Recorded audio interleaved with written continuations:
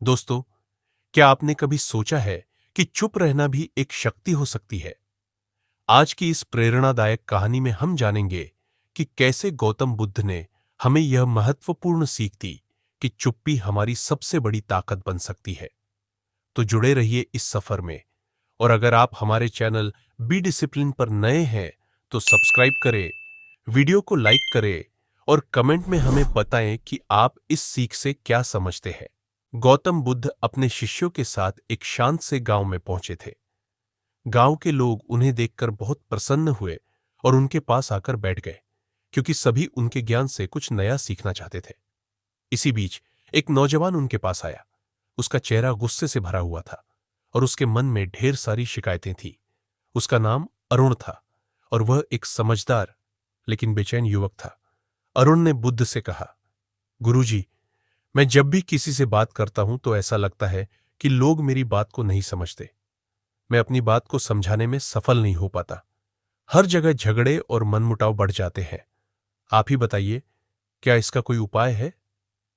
बुद्ध ने मुस्कुराते हुए कहा, क्या तुम वास्तव में अपनी बात कहने के बजाय सुनना चाहते हो? बुद्ध ने अरुण को शांत होकर एक कहानी सुनाई। उन्होंने कहा, कई साल पहले एक गांव में एक बुजुर्ग व्यक्ति रहते थे, जिन्हें सभी लोग मान सम्मान देते थे। एक दिन एक नौजवान उनके पास गया और बोला, बाबा, मैं चाहता हूं कि लोग मेरी बातें सुने और माने। मुझे ऐसा क्या करना चाहिए कि मेरी बातों का असर हो? बुजुर्ग ने मुस्कुराते हुए जवाब दिया, पुत्र, सबसे पहले तुम खुद चुप रहना सीखो।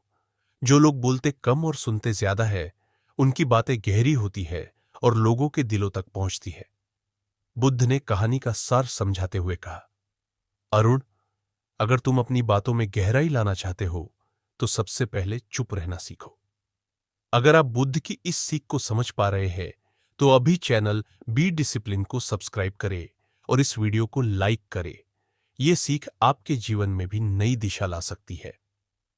बुद्ध ने अरुण और शिष्यों से कहा, चलो, आज हम एक नया प्रयोग करते हैं। वे सभी एक नदी के किनारे पहुंचे। बुद्ध ने अपने हाथ में एक छोटा सा कंकड़ उठाया और कहा, अगर मैं इसे पानी में डाल दूं तो क्या होगा? अरुण ने उत्तर दिया, गुरुजी, कंकड़ पानी में डूब जाएगा और उसकी लहरें कुछ ही समय में शांत हो जाएंगी। बुद्ध मुस्कुराए और कंकड़ को पानी में फेंक दिया। लहरें कुछ देर तक उठी, लेकिन धीरे धीरे शांत हो गई। बुद्ध ने अरुण से कहा, देखो, हमारे विचार भी इसी कंकड़ की तरह है। अगर हम चुप रहे और उन्हें शांत होने दें तो वे हमें परेशान नहीं करेंगे। अगर हम हर वक्त अपनी बात कहने की कोशिश करें तो हमारे मन में हलचल और अशांति बढ़ती रहती है। चुप रहकर हम अपने मन को शांत और गहराई में रख सकते हैं। बुद्ध ने अब एक बाल्टी पानी मंगवाई और अरुण से कहा, इस बाल्टी को पकड़ो और देखो कि तुम इसे कितनी देर तक उठा सकते हो। अरुण ने बाल्टी को उठा लिया, लेकिन कुछ ही देर बाद उसके हाथ थकने लगे। अंततः उसने बाल्टी को नीचे रख दिया और बुद्ध से कहा, गुरुजी, ये बाल्टी बहुत भारी होती जा रही थी। मैं इसे और अधिक देर तक नहीं पकड़ सकता।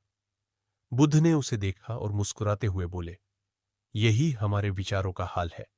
अगर तुम अपने विचारों को हमेशा पकड़ कर रखोगे तो थकान महसूस करोगे। उन्हें जाने दो, उन्हें छोड़ दो, ताकि तुम हल्का महसूस कर सको। चुप रहकर तुम अपने मन को खाली कर सकते हो और उसे शांति का अनुभव दे सकते हो। बुद्ध ने फिर से एक कहानी सुनाई। कई साल पहले एक साधु था जो कभी अपनी बात नहीं कहता था। लोग उसे तिरस्कार की नजरों से देखते थे, लेकिन उसने अपने चेहरे पर मुस्कान बनाए रखी। एक दिन एक राजा ने उससे पूछा, तुम कभी कुछ क्यों नहीं बोलते? साधु ने मुस्कुराते हुए जवाब दिया, बोलने की शक्ति से बड़ी है चुप्पी की शक्ति।